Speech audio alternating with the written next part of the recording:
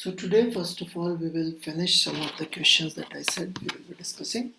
Then in the remaining time, we'll talk about friction. But before we start friction, let's take problems that I promised you. So question number 39. Alright. Figure shows a man of mass 60 kilogram standing in a light weighing machine. ये सब दे रखा है, ये figure है. So सबसे पहले ये figure जो है अपन बना लेते हैं. Alright, फिर इसका फ्री बॉडी डायग्राम बनाएंगे. So here we go.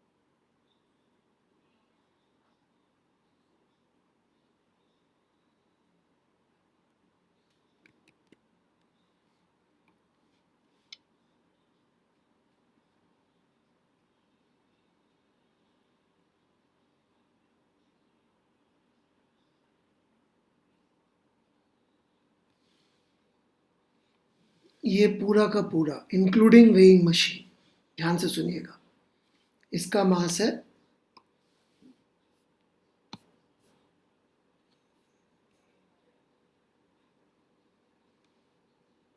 Light है वेइंग मशीन, सवाल में दे रखा है तो इसलिए मैंने इंक्लूडिंग बोल दिया. राइट, लाइट वेइंग मशीन, ये सब जोड़ के मास है m1, दैट इज 30 किलोग्राम, जितना चित्र में अभी तक बनाया मैंने.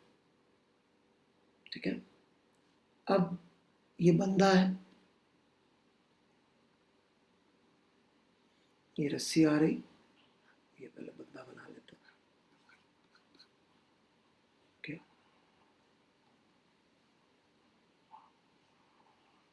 ये पुली,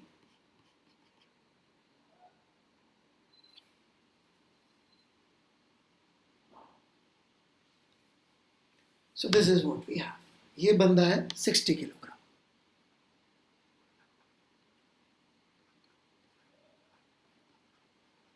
All right.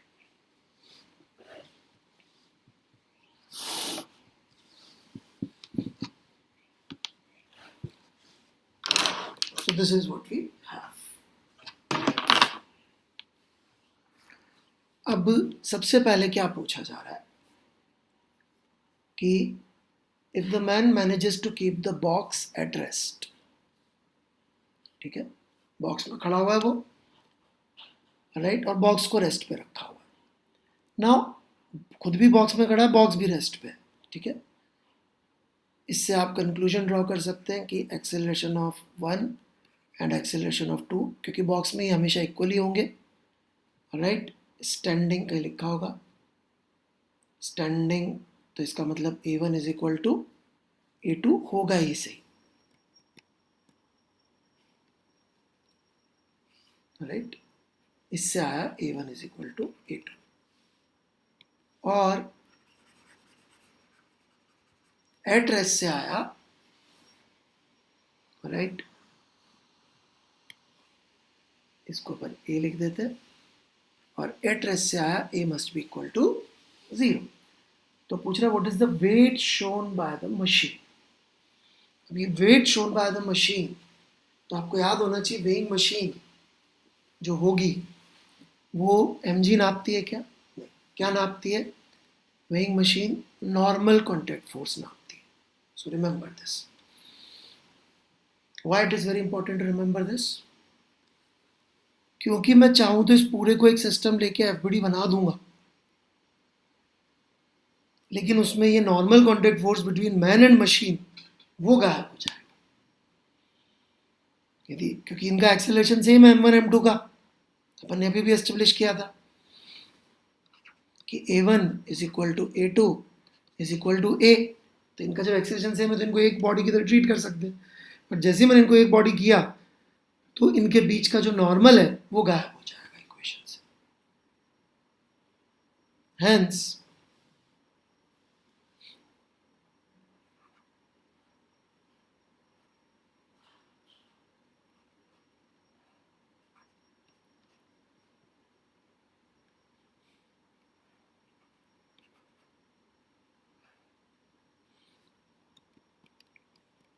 ये एक ही नॉर्मल बनाया था, इसका मतलब नहीं एक पैर पे लग रहा है, इस आदमी का एफबीडी बना रहा हूं मैं।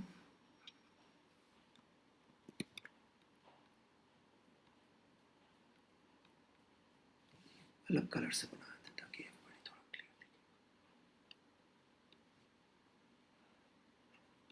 दिखे। टेंशन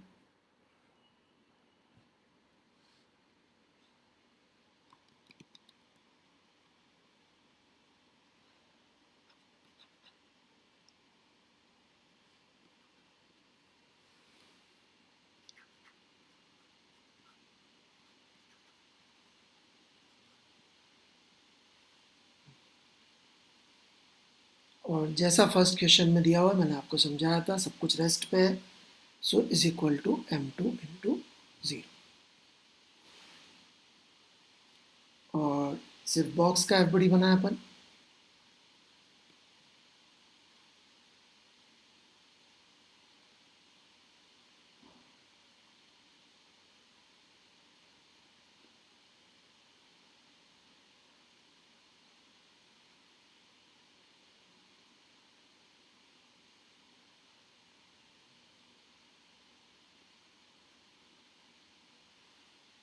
So t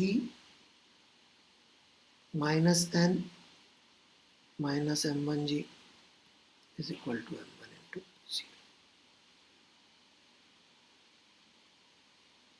इन दोनों को जोड़ेंगे तो एक्चुअली जो होगा n कैंसिल हो जाता है और आपको वही इक्वेशन मिल जाती है जो पूरा का पूरा सिस्टम होता है। तो पूरा का पूरा सिस्टम लेते आप, तो एक बार ऐसे ही सोचने के लिए बता देता हूँ मैं, यूज़ नहीं है, इसको पूरा का पूरा सिस्टम लेते तो इक्वेशन क्या आ जाती,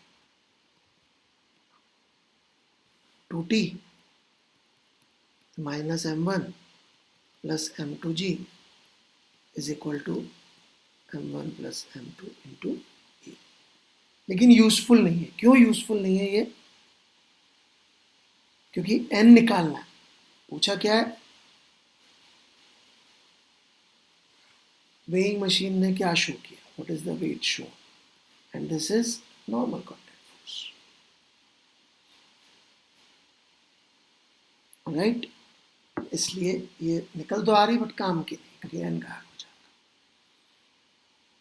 कह रहे नहीं, यहाँ मैंने a लिख दिया, इसकी जगह 0 लिखना था, a का वैल्यू 0 है, वैसे तो एक ही बात है, कोई बात नहीं, ये 0 लिख लीजिए। चल, now what to do next? तो t की वैल्यू यहाँ से निकाल सकते हैं, which very easily comes out to B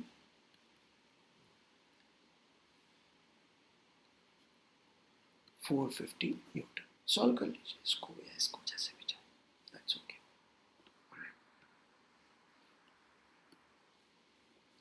now what next? t का वैल्यू मैंने यहाँ पुट कर दिया, सॉल्व कर लिया।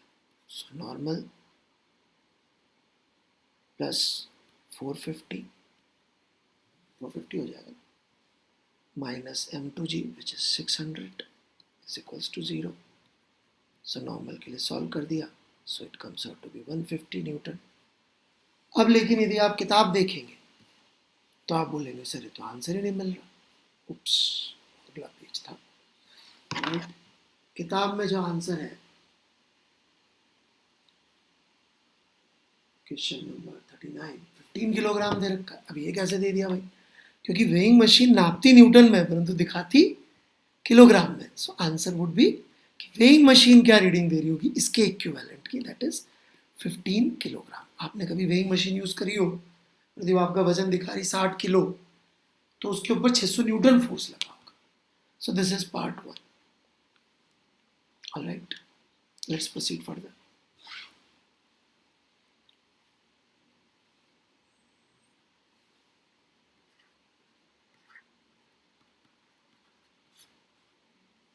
B part.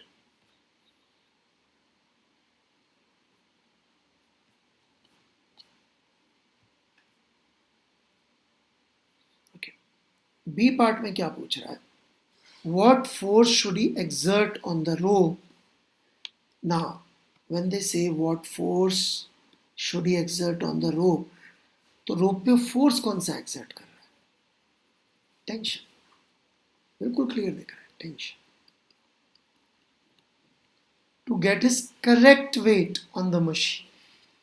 Now to get correct weight, normal contact force should become m2g. But now there is no comment on acceleration. In this question, second part, acceleration पे कोई comment नहीं. First part में था. तो ये इसमें थोड़ी सी दिमाग लगाने वाली चीज थी. तो our equation will become essentially n plus t minus m2g, B part, is equal to m2 into a, and t minus n minus m1g is equal to m1 into a, and n in this problem should be equal to m2g, ताकि machine सही wait दिखा दे. कुछ लोगों के दिमाग में हो सकता है सर ये एक्सेलरेट कर रहा होगा, ऐसा कैसे हो सकता है, यदि बॉक्स ऊपर जाएगा इसको नहीं जाना चाहिए. नहीं, वो रस्सी को ऐसे से खींच सकता है. चूंकि ऐसे से खींच सकता है इसलिए एक्सेलरेशन इसका ऊपर और इसका नीचे होना जरूरी नहीं है, कंस्ट्रेंट वैलिड नहीं है उस तरीके से. राइट, तो इसको सॉल्व कर लीजिए. राइट, एन की वैल्यू पुट कर दीजिए इक्वेशन में और सॉल्व कर सकते हैं. राइट, तो सॉल्व कर लेंगे तो टेंशन की वैल्यू, या मैं पुट कर देता हूँ, कई लोग इसके आगे भी नहीं कर पाते. तो एन की वैल्यू पुट किया तो m2g प्लस टी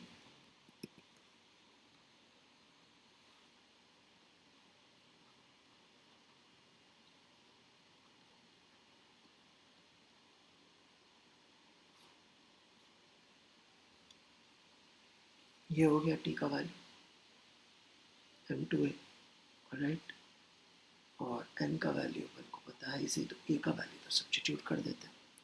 तो this is t second equation में minus m2g minus m1g is equal to m1 into a, which is t by m2.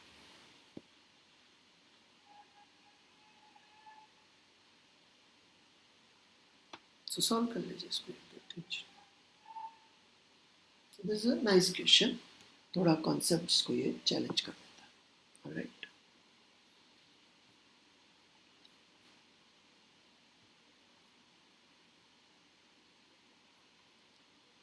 फिर कंस्ट्रेंट की डीपीपी थी, काफ़ी टफ थी, मैंने सॉल्यूशन डाल दिए वैसे तो इसके. ऑलराइट, तो आप एक बार देख लीजिए सॉल्यूशंस. फिर भी एक दो सवाल हैं डिस्कस करने लायक, तो वो अपन डिस्कस कर लेते हैं. ओके,